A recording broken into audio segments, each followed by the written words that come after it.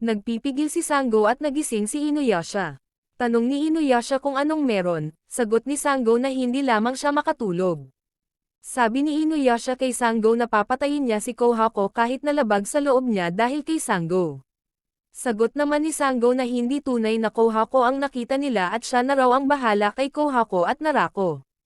Hindi naniniwala si Inuyasha na kayang gawin iyon ni Sango dahil alam niya na hindi niya mapapatay si Kohako at katulad ito ni Inuyasha kay Kikyo. Ininform ni Miroko sa lahat na pinapalibutan sila ngayon ng kalaban. Dumating ang mga kuyog ng demons pati na si Kohako. Balak ni Miroko na gamitin ang wind tunnel ngunit sabi ni Inuyasha na huwag at siya na ang bahala.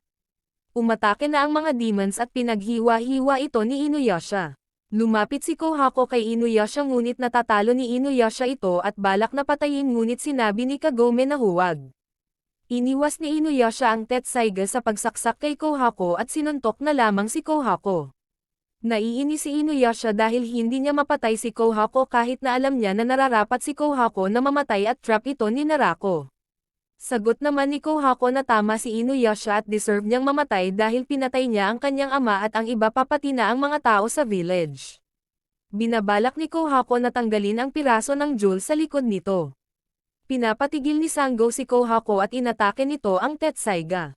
Tumakbo si Kohako at iniisip ni Sango na baka tinetest lamang siya ni Kohako na kung kukunin ba nito ang Tetsaiga at ibibigay kay Narako.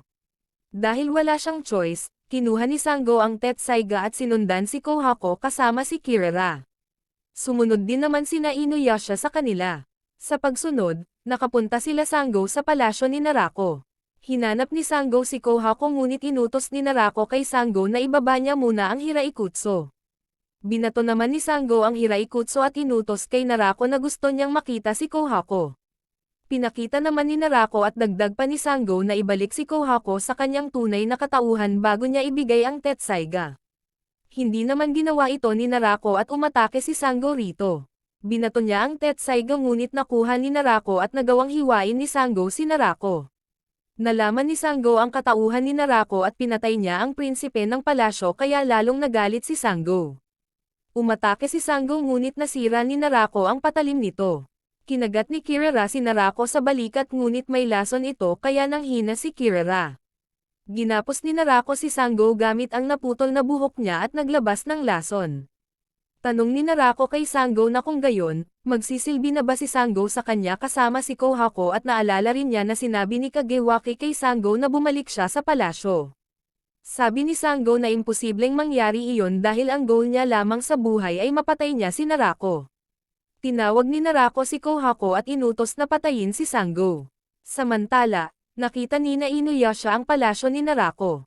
Pinaghihiwa ni Kohako si Sango at biglang bumalik kay Sango ang Hiraikutsu na binato niya ng kusa. Kukuhanin ni Sango ang Hiraikutsu at natutuwa si Narako dahil gusto niyang patayin ni Sango ang kapatid niya. Nang sa gayon, ang Sacred Jewel na nakay Kohako ay maging dark. Nagpigil si Sango na kunin ang Hiraikutsu dahil hindi niya kayang patayin si Kohako. Biglang bumagsak si Sango at bumalik si Kohako sa tunay niyang katauhan pagkatapos siya ay nalungkot. Nakapasok na sina Inuyasha sa palasyo at hinahanap si Narako. Sabi ni Miroko kay Inuyasha na ganitong-ganito ang ginawa ni Narako kay Inuyasha at Kikyo. Ginawa ni Narako na magkamuhian silang dalawa ni Kikyo para maging dark ang Sacred Jewel katulad ng ginawa niya sa magkapatid ngunit muling hindi nagtagumpay si Narako. Biglang may lason na pumapalibot sa kanila at bumangon si Sango para ibigay ang mask niya kay Kohako para makaligtas sa lason. Hinahanap ni Kagome si Narako at nang makita niya ang jewel, pinana niya ito. Nasaktan ni Kagome si Narako at nagulat si Narako sa kapangyarihan ni Kagome dahil katulad ito ng kay Kikyo. Nagpatuloy sa pagpana si Kagome at kahit na malubha ang sugat ni Narako nakatakas pa rin ito kasama si Kohako. Pagkatapos nito, balak ni Sango na umalis na sa grupo ni Inuyasha dahil sigurado siya na hanggat na kay Narako si Kohako, pagtataksilan pa rin niya sina Inuyasha. Ngunit pinagsawalang bahala na lamang ng lahat ang ginawa ni Sango kanina dahil hindi nila hahayaan si Sango nang mag-isa na kalabanan si Narako at iligtas si Kohako. Napaluha si Sango at napayakap kay Kagome dahil tanggap pa rin siya ng mga ito kahit na nagtaksil siya kanina. Dahil may toxin pa sa loob ng katawan ni Kirara at hindi pa ayos si Sango, ininform ni Miyoga na malapit sa kanila, mayroong isang village na may herb farm na makakapagpagaling kay Kirara at Sango, ngunit ang may-ari ng farm ay isang demon kaya hindi niya alam kung makakahingi ba sila ng madali o hindi. Samantala, sa may gubat, pinatay ng isang demon ang babae. Habang naglalakad sina Kagome at Inuyasha papunta sa herb farm, nakasalubong nila ang mga taong daladala ang bangkay ng babae sa gubat at pinagkakamalan nilang ang pumatay sa babae ay ang demon na si Jinenji. Natakot ang mga tao kay Inuyasha at sinabi ni Kagome sa mga ito na hindi sila sasaktan ni Inuyasha at gusto lamang nilang pumunta sa herb farm. Sinabi ng mga tao na si Jinenji ang may-ari ng farm na iyon at siya ay isang malaking demon na naninirahan kasama ang nanay nito. Dati, kumukuha sila ng mga herbs doon ngunit tumigil na sila dahil nagkakaroon ng interest si Jinenji sa laman ng mga tao. Tinuro at pinunta ng mga tao ang dalawa sa farm. Tinuro ng mga tao si Jinenji ngunit hindi natatakot si Inuyasha rito. Lumabas si Inuyasha at nagpakita kay Jinenji. Naaamoy ni Inuyasha na walang kahit anong dugo ng tao ang nalalanghap niya kay Jinenji. Pinagbabato ng mga tao si Jinenji at imbis na lumaban, umiyak ito at umuwi sa kanyang nanay. Lumabas ang nanay ni Jinenji at hinampas ng kahoy si Inuyasha sabay naman na nagsitakbuhan ang mga nambato. Sabi ng matanda kay Inuyasha na hindi niya alam ang sinabi sa kanya ng mga tao pero ang sigurado niya na hindi kakain ng tao si Jinenji. Tinutokso lamang ng mga tao si Jinenji dahil isa siyang half-demon. Pinapasok ng matanda ang dalawa at alam niya na half-demon si Inuyasha. Alam din niya na naranasan ni Inuyasha na tuksohin ng mga tao dahil siya ay isang half-demon at balak pang patayin. Humingi ng tawad si Jinenji sa nanay niya dahil nabubuli rin ito dahil sa kanya. Sagot naman ng matanda na wala siyang ginawang mali at hindi niya pinagsisihan na ipinanganak niya si Jinenji at ang ama nito ay isang gwapong demon.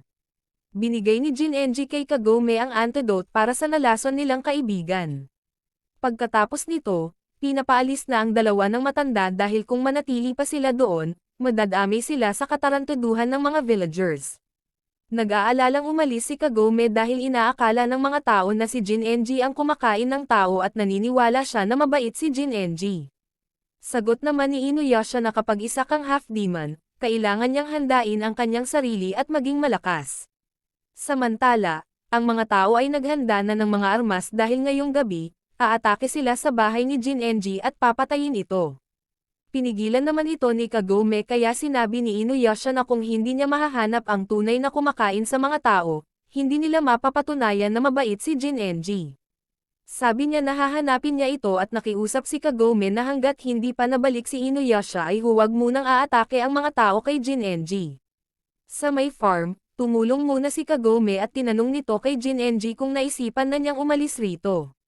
Sagot ni Jinenji na hindi dahil iniwan sa kanila ng ama niya ang farm na ito.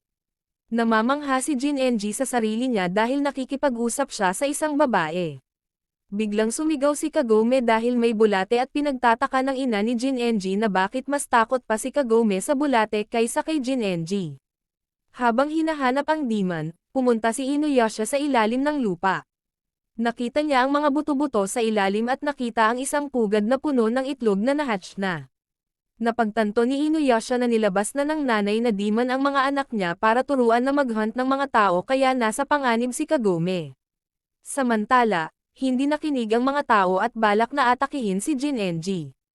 Habang natutulog si Kagome, tinitingnan siya ni Jinenji at iniisip sa tuwing kasama niya si Kagome, gumagaan ang puso niya. Nagbato ng bato ang mga tao sa bahay ni Jinenji. Nilabasan ng matanda ang mga tao ngunit pinagbabato lamang siya. Lumabas din si Kagome at pinatitigil ang mga tao. Napagdesisyonan ng mga tao na patayin rin nila si Kagome at sinunog nila ang bahay. Biglang dumating ang tunay na demon na nangangain ng tao kaya nagsitakbuhan ang mga tao. Pinuntahan ni Kagome ang bahay para kunin ang gamit niya at inutos niya kay Jinenji na samahan niya ang nanay nito. Pagkalabas, pinana ni Kagome ang demon at nagtagumpay siyang sugatan ito ngunit pinatalsik siya ng demon at nawalan ng malay. Kakainin na si Kagome ng demon at sinuntok ni Jinenji ang demon ng malakas sa bunganga nito. Sinakal ng demon si Jinenji at pagkagising ni Kagome, inutos ni Jinenji sa kanya na tumakbo na siya at kapag namatay si Kagome doon, hindi siya matatahimik dahil si Kagome lamang ang nagtrato sa kanya bilang tao. Habang kinakain ng mga demon ang mga tao, dumating si Inuyasha at pinagpapatay ang mga ito. Tinawag ni Kagome si Inuyasha at sinabi na tulungan si Jinenji ngunit sabi ng matanda na huwag dahil dito mapapatunayan ni Jinenji sa mga tao na hindi siya masama. Naiintindihan ito ni Inuyasha at pinigilan niya ang mga tao na umuwi para makita ng mga tao ang kadakilaan ni Jinenji. Tinanggal ni Jinenji ang nakasakal sa kanya at niyakap ang demon hanggang sa madurog at tinapos sa isang suntok sa ulo ng demon. Papalapit si Jinenji sa mga tao at humihingi ng tawad ang mga tao sa nagawa nila sa kanya.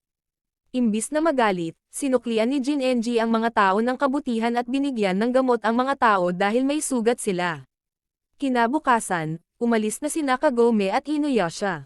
Inayos na nina Jinenji at ang nanay niya ang mga nasira ngunit tumulong na ang mga tao sa kanila.